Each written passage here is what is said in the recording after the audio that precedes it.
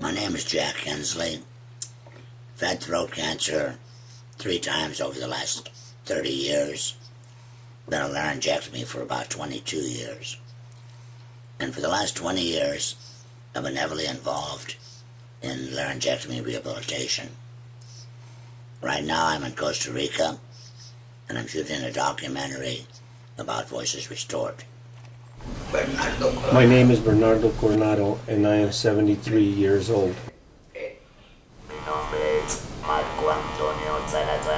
My name is Marco Antonio Salazar. I am 59 years old, and I was diagnosed with cancer 5 years ago. My name is Francisco Maffioli. I'm 58 years old, and I found out I had cancer 3 years ago. My name is Rene Boots. I'm 63 years old, still very young. I live in Puerto Limon, which is the Caribbean side of Costa Rica. My name is Janet Sanchez, and I am 61 years old.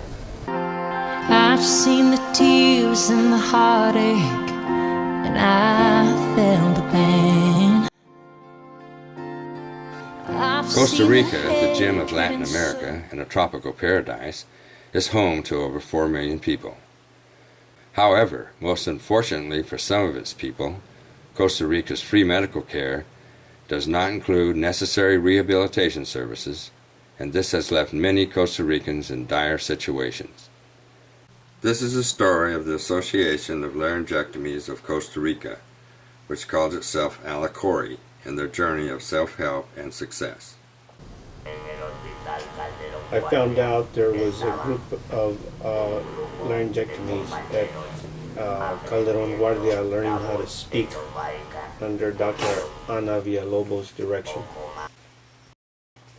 A year to a year and a half afterwards, Mr. Jack contacted me by email. He indicated he wanted to meet with us and find out what our needs were. We took advantage of his visit to Costa Rica, and he helped us, and this is what enabled us to charter our organization.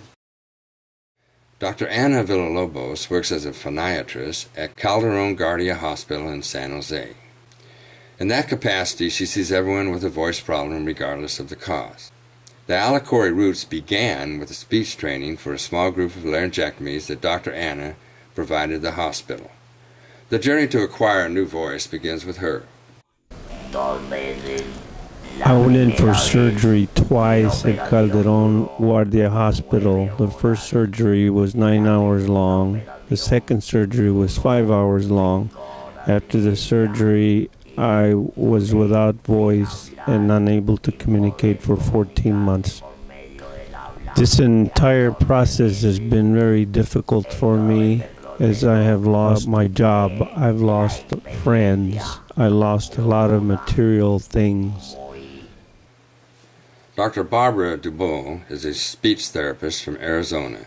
She has been involved with laryngectomy rehabilitation for many years, and she is also fluent in Spanish.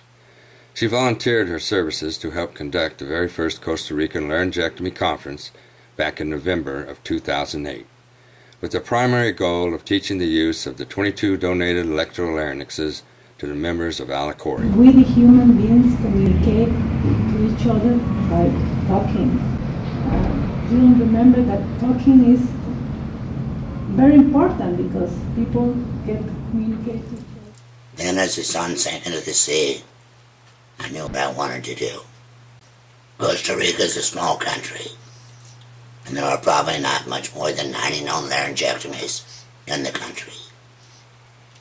I wondered, how hard would it be to give voice to all of Costa Rica? We hold on to can just fade away. I know that words can be wasted with so much to say.